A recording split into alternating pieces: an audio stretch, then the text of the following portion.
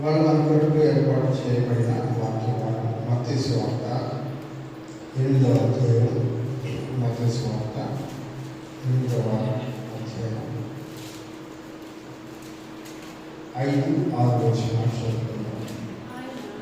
ఆయన కపెర్నహూములో ప్రవేశించినప్పుడు ఒక శతాధిపతి ఆయన వద్దకు వచ్చి, ప్రభువా, నా దాసుడు పక్షవాయువుతో మిగులు బాధపడుచు ఇంటిలో పడి ఉన్నాడని చెప్పి ఆయనను వేడుకొనెను.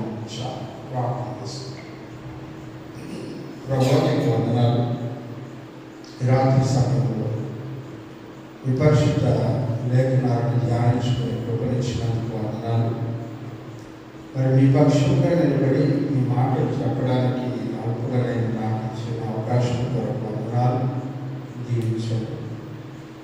నేను ఇక్కడ నిలబడి నేను మాట్లాడే ప్రతి మాట మీ దగ్గర నన్ను స్వాధీనంలో పెట్టుకోండి.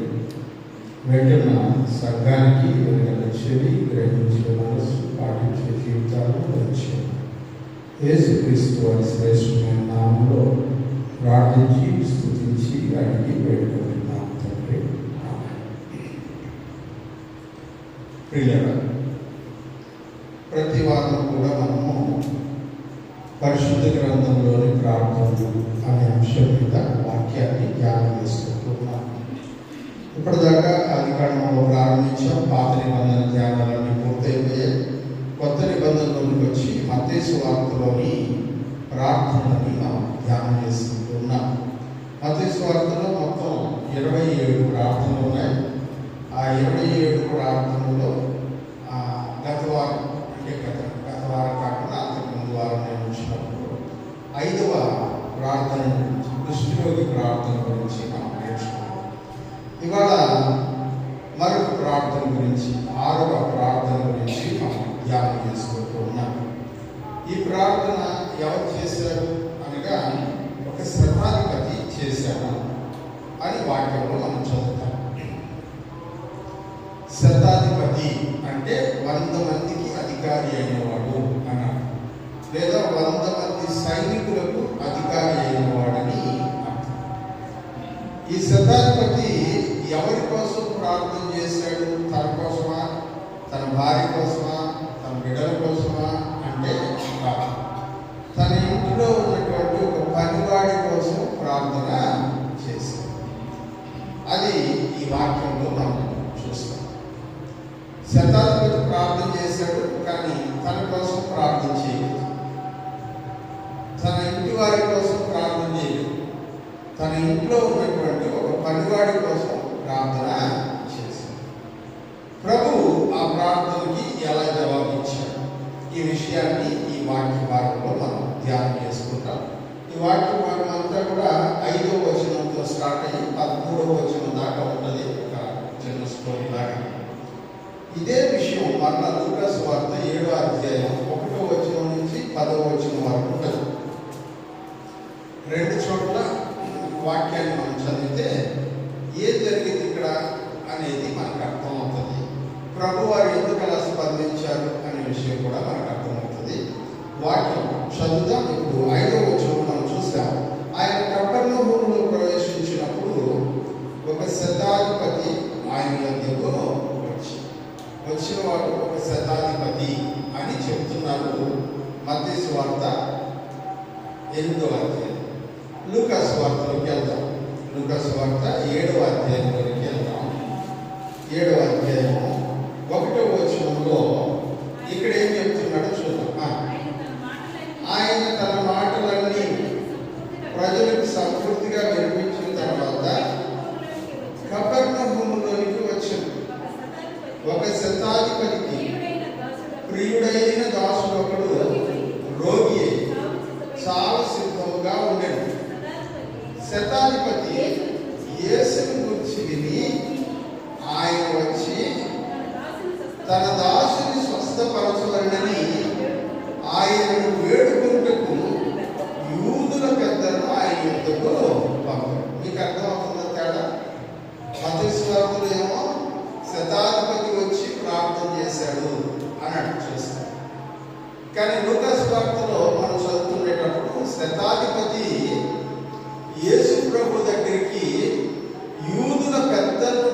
పంపించి నా కోసం ఆయన అడగండి అని చెబుతూ ఉన్నాడు. అంటే ఈ శతాధిపతికి అక్కడ మంచి ఇన్ఫ్లుయెన్స్ ఉంది, పలుకుబడి ఉంది. మన భాషలో చెప్పాలంటే ఈయన అన్నిడే, ఈయన దేవుని ఎరగని వాడే.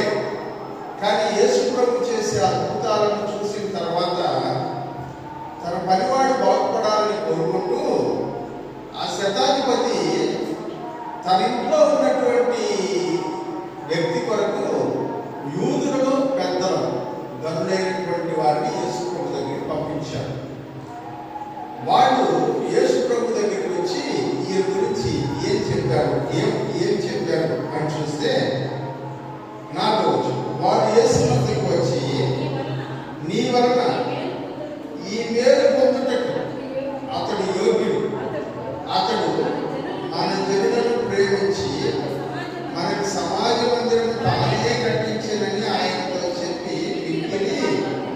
వాళ్ళు వచ్చి ఏం చెప్తున్నారంట, అయ్యా మంచోడు అతను, అంతేకాదు మన యూదులు అందరం ప్రార్థన చేసుకోవడానికి అవసరమైనటువంటి సమాజ మందిరాన్ని ఆయన మన ప్రజల కోసం కట్టించాడు. నువ్వు మేలు చేస్తే అందుకు అతను యోగ్యుడే, ఆ మేలు నీ దగ్గర పొందడానికి అతను యోగ్యుడే అని ఈ పెద్దలందరూ వెళ్ళి ఆయన బ్రతిమలాడుకున్నట్లుగా వాక్యంలో మనం చూస్తాం. కాబట్టి యేసు ప్రభు వారితో కూడా వెళ్ళాడు. ఆయన ఇంటి దగ్గరికి వచ్చినప్పుడు ఇంటి దగ్గరికి వచ్చినప్పుడు యేసు ప్రభు వచ్చేసాడు అనే విషయం ఆయనకు అర్థమయ్యి ఈసారి తన స్నేహితులని కొంతమందిని పంపించాడు. చూడండి ఆ మాట. కావున యేసు వారితో కూడా వెళ్ళను. ఆయన ఇంటి దగ్గరికి వచ్చినప్పుడు శతాధిపతి తన స్నేహితులను చూచి, మీరు ఆయన దగ్గరికి వెళ్ళి, ప్రభువా శ్రమ పుచ్చుకోవద్దు, నీవు నా ఇంట్లోకి వచ్చుటకు నేను పాత్రుడను కాను, అందుచేత నీ యొద్దకు వచ్చుటకు పాత్రుడనని నేను ఎంచుకోలేదు. అయితే మాట మాత్రము సెలవు, అప్పుడు నా దాసుడు స్వస్థపరచు. ఇక్కడ శతాధిపతి యేసు ప్రభు తమ ఇంటి దగ్గరికి వచ్చేస్తున్నాడని తెలిసి తమ ఇంటికి వస్తున్నాడని సమాచారం పంపించారు. అయ్యా మీ ఇంటికి యేసు ప్రభు వస్తున్నాడు, మీ దాసుని బాగు చేయడానికి వస్తున్నాడు అని చెప్తే వాళ్ళు ఆయనకి సమాచారం ఇన్ఫర్మేషన్ పంపించారు. ఇప్పుడు ఆ శతాధిపతి ఏం చేస్తున్నాడంటే యేసు ప్రభు దగ్గరికి తన ఫ్రెండ్స్ని పంపించినాడు.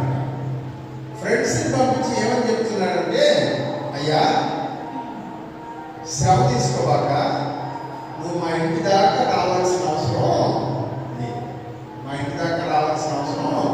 లేదు, అందుకనే నేను కూడా నీ దగ్గరికి వచ్చి నీ ముందు నిలబడడానికి అర్హుడను కాదని నాకు అనిపించింది.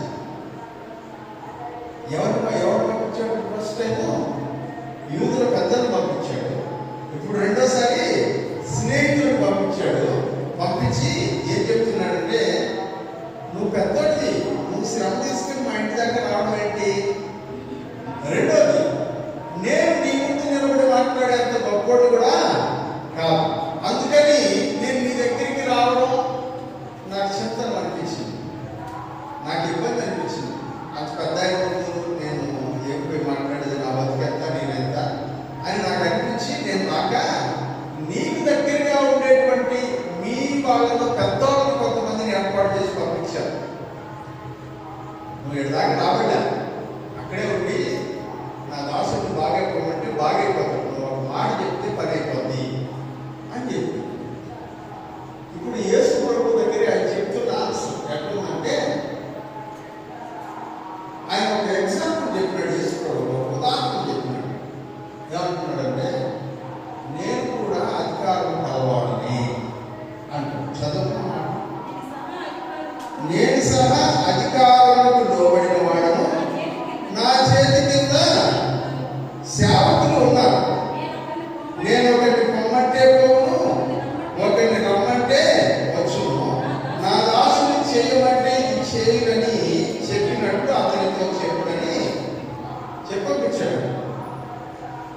ఫస్ట్ నువ్వు మా ఇంటి దాకా రావాలా, నేను అంత గొప్పోడిని కాదు, నేను అంత గొప్పోడిని కాదు కాబట్టే నీ దగ్గరికి వచ్చి అయ్యా నా సేవకుడు బాగుంది అని అడిగేంత మనసు నాకు రాలేదు. నేను అంత శక్తిగా రావడానికి అనిపించదు. మూడోది చెప్తున్నాడు, నువ్వు అక్కడి నుంచే ఒక మాట చెప్పు పదైపోద్ది. ఇప్పుడు యేసు ప్రభుకి సందేహం వస్తుంది కదా, అసలు ఏమనుకుంటున్నాడు ఈ మనసులో అని సందేహం వస్తుంది కదా. యేసు ప్రభు చాలా చక్కగా బతుకు చెప్పి పంపించాడు. అయ్యా నేను కూడా అధికారానికి లోబడిన, అంటే నాకంటే పైన కొంతమంది అధికారులు ఉన్నారు. రెండోది, నేను అధికారం కలవాడు, అధికారము కలవాడు. నా దగ్గర కొంతమంది పనివాళ్ళు ఉన్నారు, వాళ్ళని రే పోరా అంటే పోతాడు, ఇటు రారా అంటే వస్తాడు, ఆ పని చేయరా అంటే చేస్తాడు. మాటకి ఎంత శక్తి ఉందో నాకు తెలుసు, అధికారానికి ఎంత శక్తి ఉందో నాకు తెలుసు. కాబట్టి నువ్వు అధికారం కలవాడు, నీ మాటకు ఉండే శక్తి ఏంటో నాకు తెలుసు. కాబట్టి నువ్వు ఇక్కడ దాకా రావట్లేదు, అది నీకు శ్రమ, అది నీకు శ్రమ, నీకు అవమానం. ఈ రేపు పోయి వాళ్ళ ఇంటికి వెళ్తున్నాడు అని నీకు అవమానం, నీకు అక్కడ అవమానం రావడం. నాకు నేను నీ దగ్గరికి వద్దామా అంటే ఈయనకి ఏంటంటే కలిసి తిరుగుతున్నాడు అని నీకు ఒక చెడ్డ పేరు వస్తుంది. అందుకే నాకు రావడం ఇష్టం లేదు. ఇప్పుడు నువ్వు అక్కడి నుంచి ఒక మాట చెప్తే పని అయిపోద్ది. మాటకి ఎంత బలం ఉందో నాకు తెలుసు, మాటకి ఎంత బలం ఉంటుందో. ఎవరు పడితే వారి పలికే మాట కాదు, అధికారం కలిగిన వాడి మాటకి ఎంత బలం ఉంటుందో తెలుసు. అధికారంలో నీకుండే అధికారంలో నాకున్న అధికారం ఎంత, అసలు కనిపించినంత తక్కువ అధికారం. అట్లాంటి నేను చెప్తేనే పని జరుగుతున్నప్పుడు నన్ను పుట్టించి నాకు అధికారాన్ని ఇచ్చి నా చేతిలో అధికారం అంటే ఏంటో రుచి చూపించిన నువ్వు మాట చెప్తే పని అవ్వకుండా అవుతుంది. నువ్వు అక్కడి నుంచి చెప్తావు. యేసు ప్రభు యొక్క సమాధానం నాకు చాలా బాగా నచ్చింది. ఆ మాట చదువు. యేసు ఈ మాటలు విని అతని గురించి ఆశ్చర్యపడి తనతో పాటు వస్తున్నటువంటి జనాలందరినీ చూసి, ఇశ్రాయేలీయులలోనైనా ఇంత గొప్ప విశ్వాసం నేను చూడలేదని మీతో చెప్పుచున్నాను. నేను పంపబడిన వారు తిరిగి వచ్చి ఆ దాసుడు స్వస్థుడైనట్టుగా చూసారా. యేసు ప్రభు అంటున్నాడు, ఇశ్రాయేలు ప్రజల్లోకైనా ఇట్లాంటి విశ్వాసం ఎవరికైనా ఉందని నేను అనుకోవడం లేదు. అంటే ఏమంటాడు తెలుసా, నా వెనక వస్తున్న యూదులారా, యూదుల పెద్దలారా, ఆయన గురించి నాకు చెప్పినటువంటి వాళ్ళలారా, మీకు కూడా లేదంత విశ్వాసం, ఆయనకున్నంత విశ్వాసం మీకు కూడా లేదు. నిజమే పిల్లలు, కొన్నిసార్లు అన్ని జనులకు ఉన్నంత విశ్వాసం కూడా మనకు ఉండదు, అన్ని జనులకు ఉన్నంత భక్తి కూడా మనకు ఉండదు. చర్చికి వస్తామన్న మాటే కానీ దేవుడు చూసుకుంటాడని అనే విశ్వాసం మనలో ఉండదు. అది చాలా ఆశ్చర్యాన్ని కలిగిస్తుంది. నేను ఇద్దరు మనుషుల్ని గురించి మీకు చెప్తాను. మీకు తెలిసిన వాళ్ళే వాళ్ళ గురించి చెప్తాను. ఎందుకంటే వాళ్ళ గురించి రత్న వస్తుంది మన చర్చ, మీకు అందరికీ తెలుసు. ఆమె బాగా ఎప్పుడైనా ఇబ్బందిగా అనిపిస్తే, అనారోగ్యంగా అనిపిస్తే ఫోన్ చేస్తాను. నేను ఆ టైంలో ఎక్కడైనా ప్రార్థనలో ఉంటే ఎత్తలేకపోతే ప్రార్థన ముగించుకున్న తర్వాత చూసుకొని నేను వాళ్ళకి ఫోన్ చేస్తాను. ఫోన్ చేసి అవ్వ ఏంటి అని అడిగితే అని చెప్తాను, అయ్యా ఈ వారం ప్రార్థన చేసినావు, బాగుంది, నాకు మన ఆదివారం నేను చర్చకు రాలేకపోయినాను కొన్ని కారణాల వల్ల, నాకు కొంచెం మరలా అనారోగ్యం వచ్చేసింది, నువ్వు ప్రార్థన చెయ్యి నాకు బాగవుతుంది అని నేను చెప్పాను. అవ్వ మీరు ప్రార్థన చేసుకుంటే కూడా బాగవుతుంది, నేను కూడా ప్రార్థన చేస్తాను. ఆ చెప్పింది ఒక మాట ఏదో తెలుసా, నేను ప్రార్థన చేసుకుంటున్నా కానీ నాతోటి నువ్వు కూడా ప్రార్థన చేస్తే నాకు గొప్ప కార్యం జరుగుతుంది. ప్రార్థన చేసిన తర్వాత ఆదివారం మళ్ళీ వచ్చింది చర్చికి వచ్చి, నేను ప్రార్థన చేసినావు గంటలో నాకు బాగా అయిపోయింది. గంటలో బాగా అయిపోయింది. అట్లాగే పెళ్లిపడిలో ఒక అవ్వదు వెంకటేశ్వరమ్మ అంటే ఆమెకి నేను పెళ్లిపడిలో కొత్తగా సేవకి వెళ్ళినప్పుడు క్యాన్సర్ వ్యాధి, మౌత్ క్యాన్సర్, మౌత్లో వచ్చిన క్యాన్సర్. భర్త తరివేసింది. వేరే ఈ క్యాన్సర్ తెలిసి వదిలేసి వేరే ఆమె పెళ్లి చేసుకుని వెళ్ళిపోయాడు. ఇద్దరు కూతుళ్ళు, వాళ్ళిద్దరికి పెళ్ళిళ్ళు అయిపోయి వాళ్ళ అల్లుళ్ళు ఈమె దగ్గరికి రాని ఒంటరి అయిపోయింది. నేను వెళ్ళేటప్పటికీ చాలా ఇబ్బందిగా జీవితం గడుస్తున్నాను. ఆయన నన్ను మాట్లాడి కొత్తగా అప్పుడే వెళ్తాను, పాస్టర్ గారు నా కోసం ప్రార్థన, నాకు క్యాన్సర్, చెన్నైలో అడియార్ హాస్పిటల్లో ట్రీట్మెంట్ తీసుకుని చెప్పారు. రేపు వెళ్తున్నాను, ఆదివారం వచ్చి నన్ను అడిగింది. నేను రేపు వెళ్తున్నాను, వస్తానో లేదో నాకు తెలియదు, మీరు ప్రార్థన చేస్తే తప్పకుండా తిరిగి వస్తాం అని చెప్పి హల్లెలూయా. ప్రార్థన చేసుకునింది, అడియార్ హాస్పిటల్కి వెళ్ళింది, ట్రీట్మెంట్ తీసుకొని 6 నెలల తర్వాత చర్చికి వచ్చింది. 6 నెలల తర్వాత వచ్చింది. ఈసారి ఆమె నేను గుర్తుపట్టలేదు. చర్చికి వచ్చింది, వందనాలు చెప్పింది, గుర్తుపడ్డాను. ఎందుకంటే చాలా బాగుంది. ఆమె ఈ ఒక్కలకు ఆపరేషన్ చేసి రేడియేషన్ ట్రీట్మెంట్ ఇచ్చి కీమోథెరపీ ఇచ్చి బాగా బలహీనంగా అయిపోయింది. వందనాలు పాస్టర్ గారు. అమ్మ ఎవరు అంటే, నేను సార్ అప్పుడు మీ చేత ప్రార్థన చేసుకుని క్యాన్సర్ అమ్మ చాలా తగ్గిపోయారు మీరంటే ఆ ట్రీట్మెంట్ వల్ల అయిపోయినాను సార్. కానీ దేవుడు మీ అందరి ప్రార్థన వలన నన్ను బ్రతికించాడు. హల్లెలూయా. అక్కడ చర్చిలో ప్రతిరోజు సంఘం ఏం చేస్తుందంటే ప్రార్థన చేస్తూ ఉంటుంది. ప్రతిరోజు సంఘం ప్రార్థన చేసేది. సంఘంలో ఉండేవాళ్ళు మోహన్ తాత గారిని, పద్మం గారిని, స్వార్థం గారు, ఉత్తమ్ గారు, వీళ్ళందరూ రోజుకొక కూర్చొని మందిరంలో అందరి అవసరాల కొరకు ప్రార్థన చేశారు. వయసులో చాలా పెద్దవాళ్ళు, కానీ వాళ్ళ ప్రార్థన చాలా పెద్ద. దేవుడు ఆవిడని స్వస్థపరిచాడు, తీసుకొచ్చాడు. అయ్యాన్ని తెలుసా, దేవుని సన్నిధిలో మీరందరూ చేసిన ప్రార్థన నాకు అయ్యా మీరు రావడానికి కరెక్ట్గా 4 రోజుల ముందు మా పాస్టర్ కూడా క్యాన్సర్తో చచ్చిపోయింది. వాళ్ళ పాస్టర్ గారు క్యాన్సర్తో చనిపోయింది. మీరు వచ్చి ప్రార్థన చేసినట్టు అదే క్యాన్సర్తో బాధపడుతుండే నేను బతికి దేవుని సన్నిధిలో. ఇది విశ్వాసం గొప్ప. హల్లెలూయా. గొప్ప విశ్వాసం. యేసయ్య కూడా అంటున్నాడు, ఈ విశ్వాసం మీలో కూడా ఎవరికి లేదు. మీలో కూడా ఎవరికి దేవుడు పెట్టడం చెప్పుకుంటున్నారు, ప్రార్థనకి వెళ్తున్నాం అని చెప్పుకుంటున్నారు, వాక్యం చదువుతున్నాం అని చెప్పుకుంటున్నారు. కానీ దేవుని మీద విశ్వాసం, దేవునికి ఉన్నటువంటి అధికారం మీద విశ్వాసము, దేవుడు ఏదైనా చేయగలుగుతాడు అనేటువంటి విశ్వాసం మీద లేదు. అందుకని మనుషుల ఆలోచనని బట్టి వెళ్ళిపోతున్నాము. దేవుడు ఇది చేస్తాడు అని దేవుడు చెప్పిన తర్వాత ఆ పని దేవుడికి వదిలేయకుండా మనం చేయాలా. మనం చేస్తే దేవుడు దాన్ని ఆశీర్వదిస్తాడు. దేవుడు చేస్తానంటే చేస్తాడు. ఇతను చేశాడు. ఇట్లాంటి విశ్వాసం ఇంకెవరో నేను చూడలేదని చెప్పారు. ఆయన ఫ్రెండ్స్ వచ్చి యేసు ప్రభుతో మాట్లాడి ఇంటికి వెళ్ళాను. యేసు ప్రభు ఓకే నేను ఆయన అడిగినట్టే నేను ఇక్కడి నుంచి చెప్తున్నాను, బాగైపోతే వెళ్ళనన్నాను.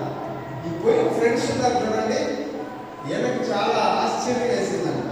ఇంటికి వెళ్ళి చూసేటప్పటికే వాడు పనివాడు ఏమైపోతాడంట, బాగైపోయాడు. వాడు పక్షవాయుతో బాధపడుతున్నాడు. హల్లెలూయా. బాగైపోయాడు. ఇది ఎలా జరిగింది అంటే ప్రార్థనలో మనకు ఉన్నటువంటి విశ్వాసం దేని మీదంటే దేవునికి గల అధికారం మీద విశ్వాసం ఉండాలి. దేవుడికి ఉన్నటువంటి శక్తి మీద విశ్వాసం ఉండాలి. అలాంటి శక్తి గల దేవుడి దగ్గరికి మనం వెళ్ళేటప్పుడు తగ్గించుకొని పోవాలి. దేవుడి దగ్గరికి మనకు వినయం గల మనసు మనకు ఉండాలి. అలాగే బతిమాలుకునేటువంటి మనసు ఉండాలి. యూదుల పెద్దలని బతిమలాడుకున్నారు. ఆయన కూడా వచ్చి బతిమలాడుకున్నాడు. స్నేహితులు వచ్చి బతిమలాడుకున్నాడు. దేవుని యొక్క శక్తియుక్తులను గుర్తించగలిగేటువంటి మనస్సు మనకు ఉండాలి. ఇవన్నీ మనం కలిగి ఉండి ప్రార్థన చేస్తే దేవుని దగ్గర నుంచి జవాబు రాకుండా ఉండదు. హల్లెలూయా. జవాబు రాకుండా. కానీ అట్లాంటి ప్రార్థన మనం చేయాలి. నేను అంటాను, ప్రార్థనని పొగురుగా చేసేవాడు ఎవరంటే దేవుని యొక్క శక్తి తెలియని వాడు. ప్రార్థన దగ్గరికి వచ్చి గర్వంగా ఉండేవాడు ఎవరంటే దేవుని గొప్పతనం తెలియని వాడు. దేవుని సన్నిధిలో ప్రార్థన చేస్తూ హృదయాన్ని కుమ్మరించలేని వాడు ఎవరంటే దేవునికి నీ గురించి అన్నీ తెలిసిన విషయాన్ని గ్రహించలేని వాడు అంటారు. ప్రియులారా, మన గురించి ఆయనకి అన్ని తెలిసిపోయినప్పుడు ప్రార్థనలో మనం ఏది దాచిపెట్టేది ఏం లేదు.